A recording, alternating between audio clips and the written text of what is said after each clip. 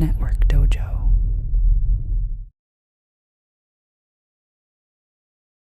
Hello, Jeff Rensink here from Network Dojo, and in this video we're going to talk about the CCIE Wireless version 3.1 update.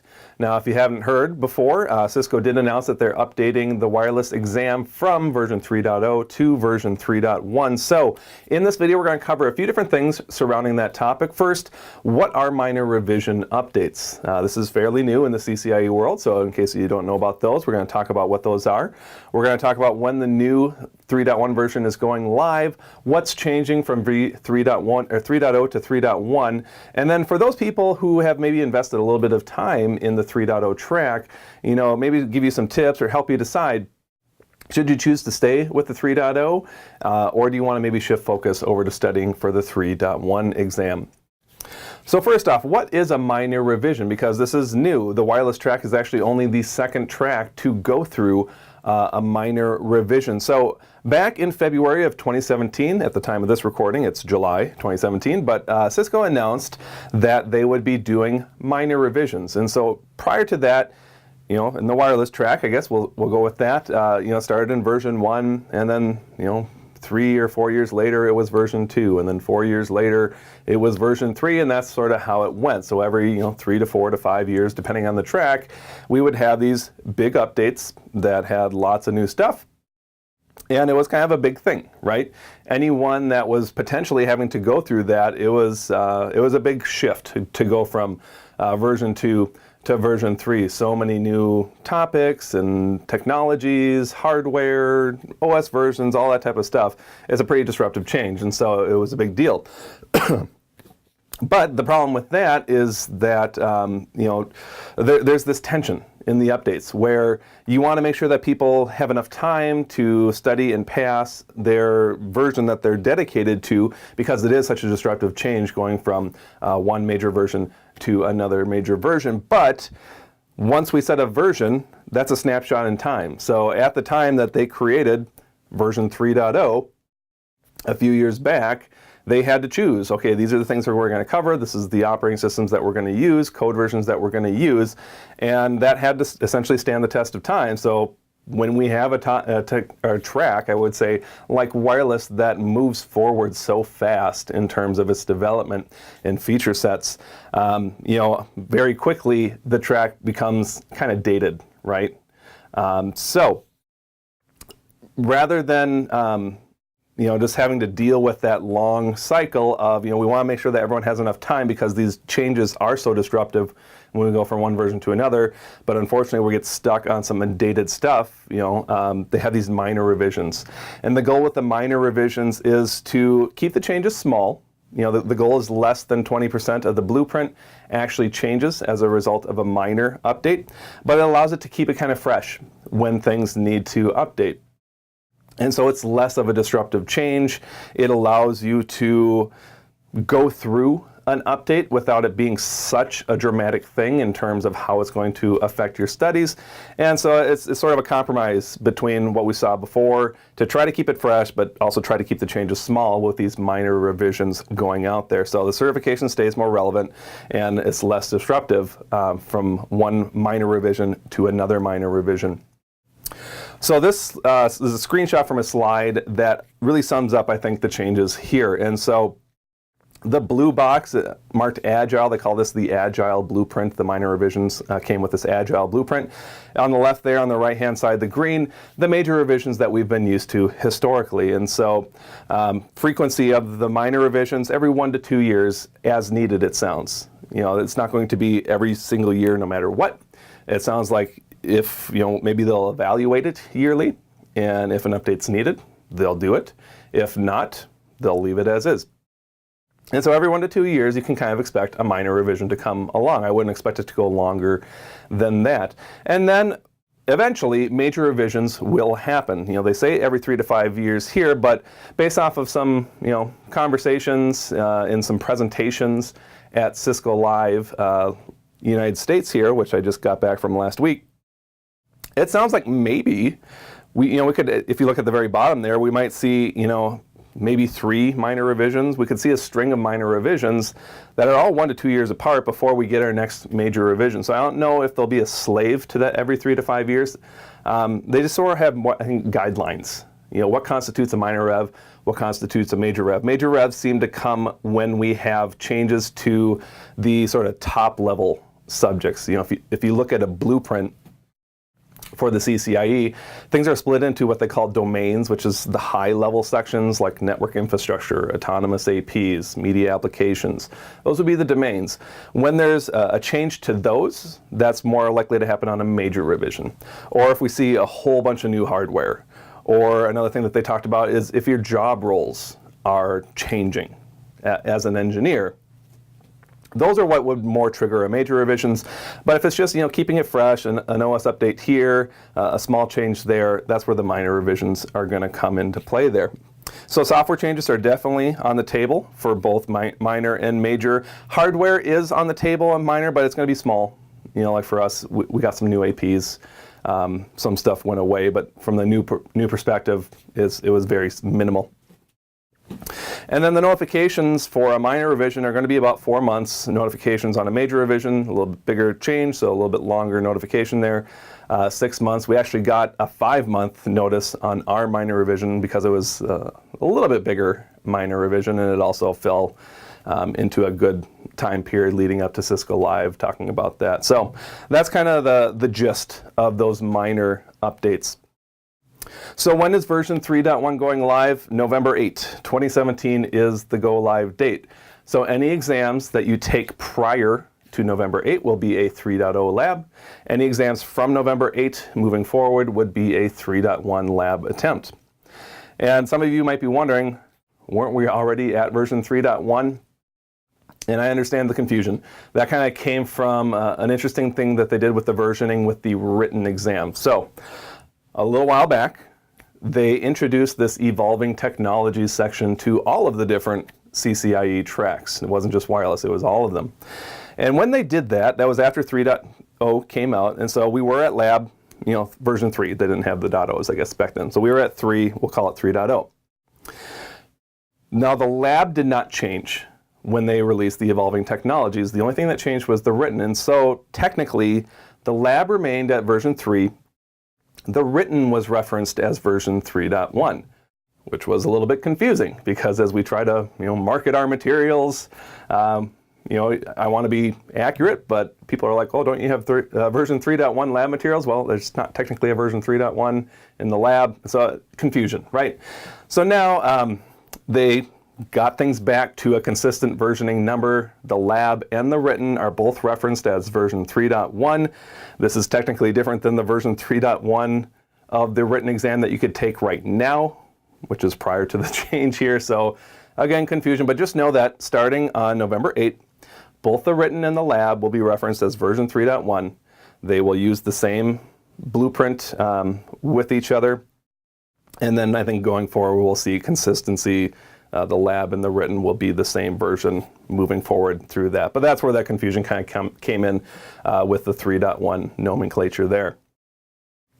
So what's changing? What's coming along in this version 3.1 update? Well, the biggie for us is converged access is gone. Hallelujah, right? At least most people are probably saying that. It's pretty much dead.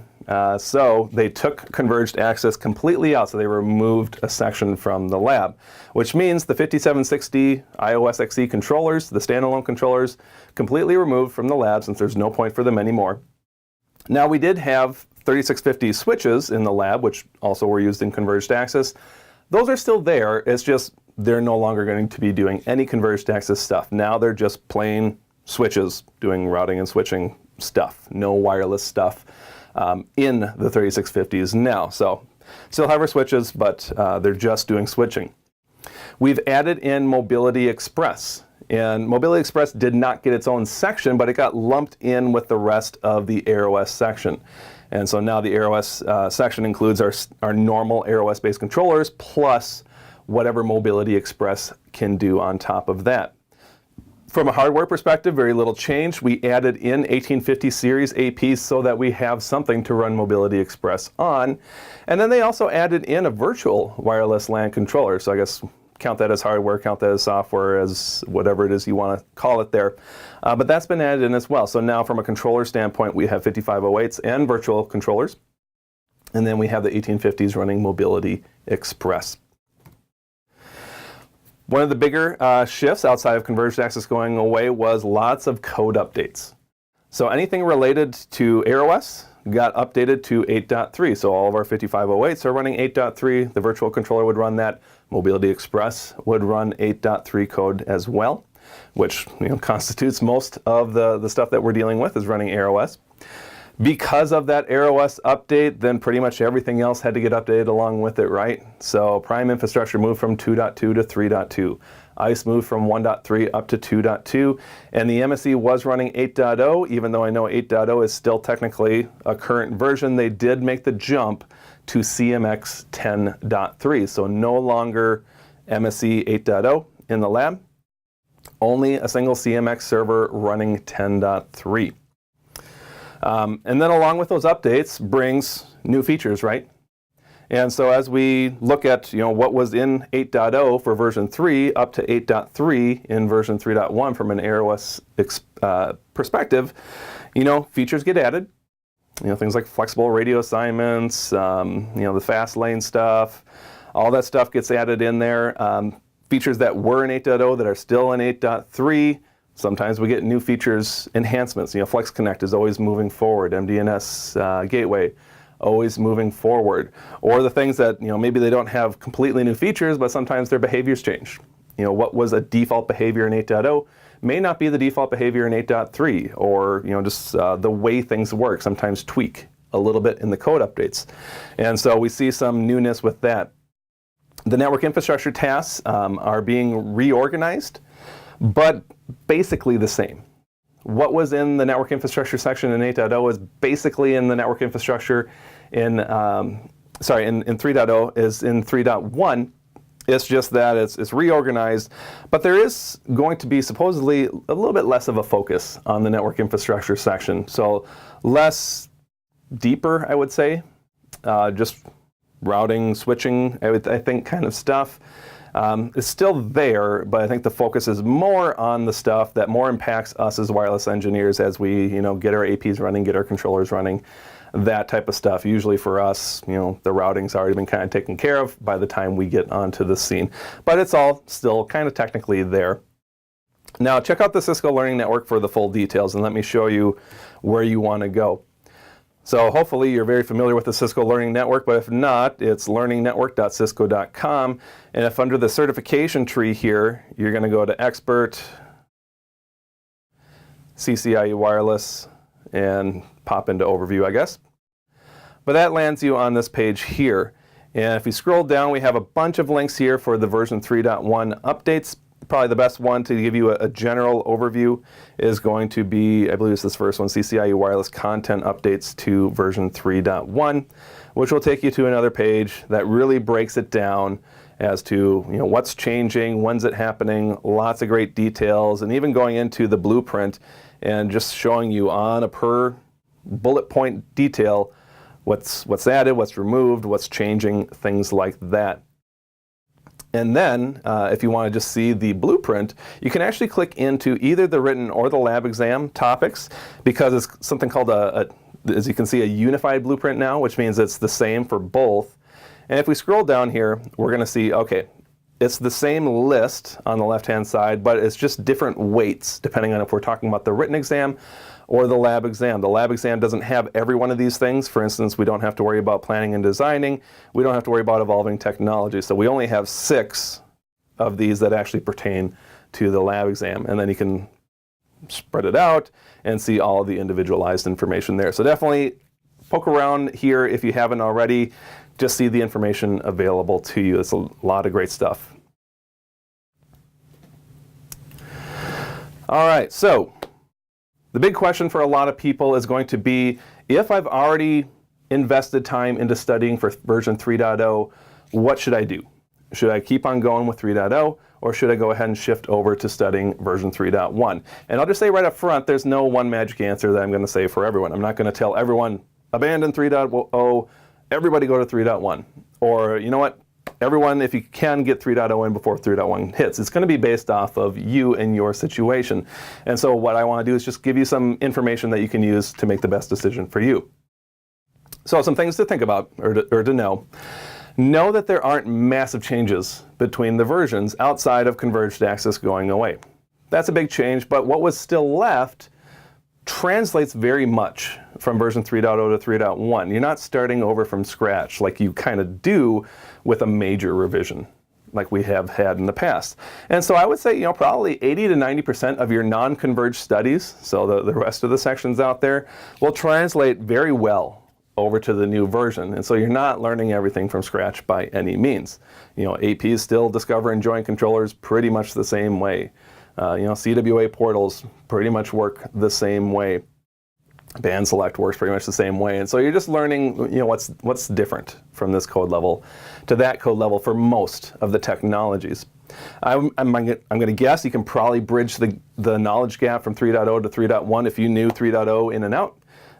Maybe a month or so, 1 to 2 months, just depending on your study schedule and how well you know the 3.1 stuff already. It always varies, but in that ballpark probably is how long it would take to bridge the gap. And so don't feel like it's a massive choice of, man, this is like a huge thing to try to figure out. It's something to figure out for sure, but it's not as life-altering, if you want to call it that, as the major revisions have been in the past. So here's a few questions to ask yourself as you try to make your decisions. Have you already invested a fair amount of time into studying version 3.0? If you're very early in your 3.0 studies, or you really haven't gotten down into studying seriously yet, 3.1 is kind of the way to go, because it's going to take a while, and by the time you could get ready, either 3.1's here or it's knocking on the door. So for those people, go right to 3.1. It makes the most sense. Another question, how many attempts or how many more attempts, if you've already had an attempt in, can you get before the version changes in November? And I'll look a little bit deeper into this in the next slide here. Do you have a strong need or a strong desire to get your CCIE by a certain date? If you really want to get it by the end of the year, going in 3.0 might not be a bad choice, because if you need to get it by the end of the year, unless you take it on the very first day that 3.1's out, or the very first month, you're only going to get one shot at a version 3.1. And any attempts at version 3.0 are going to help you for version 3.1. So get rolling and just definitely head down the 3.0 path, even if you haven't really started much, if you have to get it in by the end of the year. Because anything that you do for the 3.0 will very much help you in 3.1 if you have to make the bridge. And do you have a budgetary restriction on the number of attempts? If you can only get 2 attempts in, that's all you can afford, maybe you want to make sure that it's always hard to say, but maybe you want to not risk having to transition over to another version. I would say that. Because as you transition over to another version, while yes, a lot of this does translate, there's always going to be a certain amount of new with the new version, right? And the more new you have on the lab, the more the less your previous attempts help you on your subsequent attempts.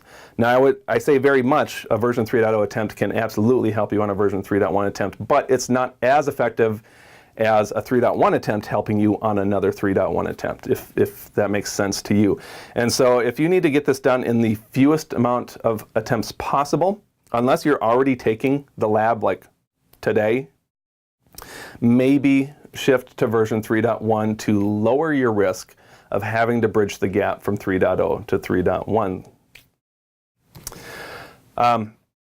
So let me kind of go back to that second bullet point there. How many more attempts can you get in before the version changes in November? So the numbers are going to tell you most people are going to need 2 to 3 attempts to pass the lab, maybe more. It's not to say that no one passes on their first attempt. I'm just talking statistics.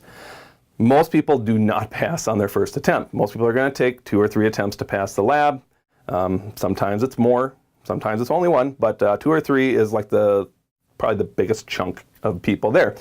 And so, go with the statistics. Maybe you pass on the first attempt, awesome.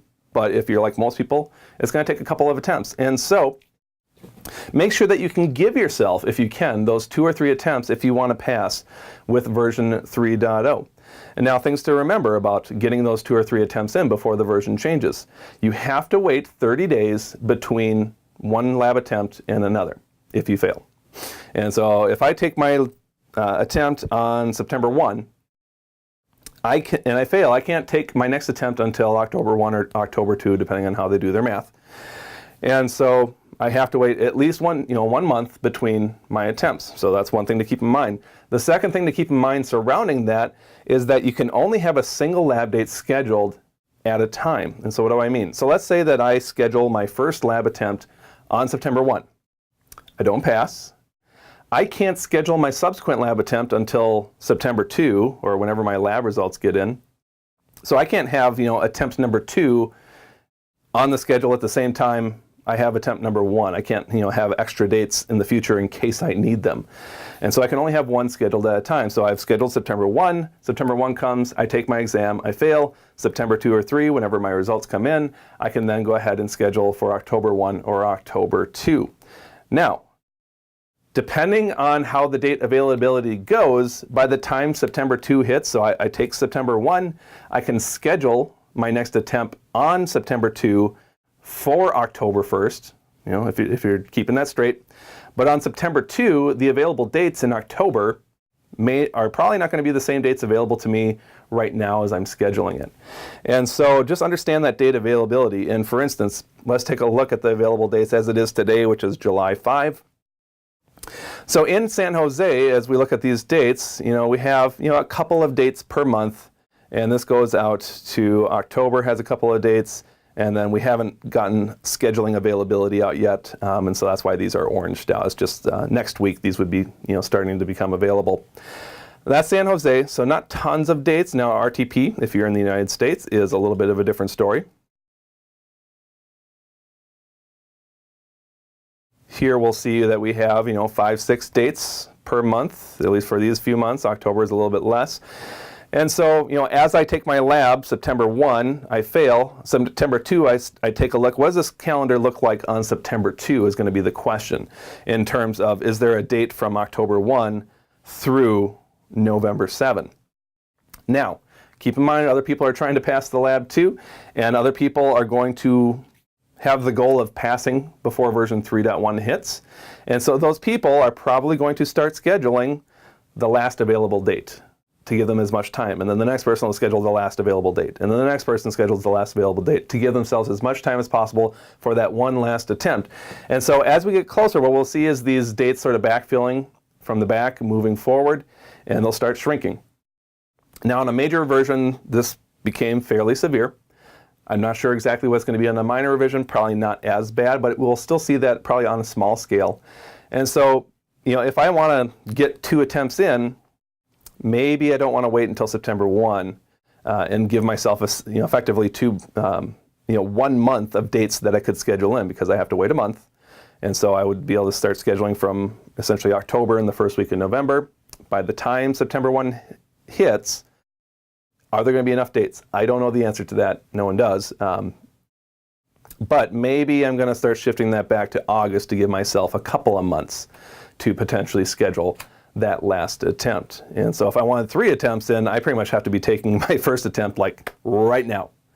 So I don't know if I could guarantee 3 attempts. If you took your first attempt today, you should be able to get 2 as long as you get that first attempt in. Maybe August would be a good thing to shoot for. But you never know. Dates may be plentiful. Who knows? We'll just have to see how it goes. But keep it in mind as you sort of make your plan there. So I would say with 3.0, 3.1, pick your poison, if you're still on the fence. If you're on 3.0, you got to deal with converged access, but you get to stay on older code. If you move to 3.1, that means, yes, you don't have to deal with converged access. Yes, you don't have to deal with older code. But you do have to deal with CMX. You do have to deal with Mobility Express. And you are on newer code, which for people who maybe aren't deploying as much newer code, that is a learning curve for you to go through. For some people, it's a benefit going to new code. And so there's unique things about both versions that might be good or bad for you. Don't expect that version 3.1 will be significantly easier than version 3.0 from a difficulty standpoint. So, if you've got a bad taste in your mouth in 3.0 and you feel that 3.1 is going to be your savior, maybe it will, maybe it won't. I would say if you can be successful in 3.0, you'll probably be successful in 3.1. If you can't be successful in 3.0, you might struggle in 3.1 because I don't expect, what they ask you to do in 3.0 are the kinds of things they're going to ask you to do in 3.1. So don't feel that waiting by default is going to just make life easier for you. Yes, different topics that might make life easier for you, but in terms of what you're being asked to do, don't expect a whole lot to change. And at the end of the day, I'm not going to dissuade you from choosing one version or the other. I think both versions are 100% valid choices if that's what you want to go for. So, the good news here, whichever path you decide to choose, we here at Network Dojo will be here to support you. Any people that buy 3.x products get free updates to the materials, so whether you buy it today to study for 3.0 or you buy it today and want to get a jump on studying for 3.1, you'll get free updates all the way through a number of different revisions of products. Just depends on how fast they come out. But absolutely, you're covered for at least 3, 4, 5 years or so. That's definitely a guarantee. You can expect some 3.1 products coming out from us by the time the lab goes live. So we should have the first video series, the first workbook. We'll have racks available for you by the time the lab is new, and then the rest of the products will get updated, just as we're able to get them out. If you're looking at classes, we will be running 3.0 classes through August, and then starting in November, our classes will shift to version 3.1. So, we're definitely here to support you in either endeavor that you want to go through. And so if you want to get more information, check out our website, or you can send an email to me, Jeff at networkdojo.com. That's Jeff at networkdojo.com, and we'll be more than happy to help you. Thanks, guys.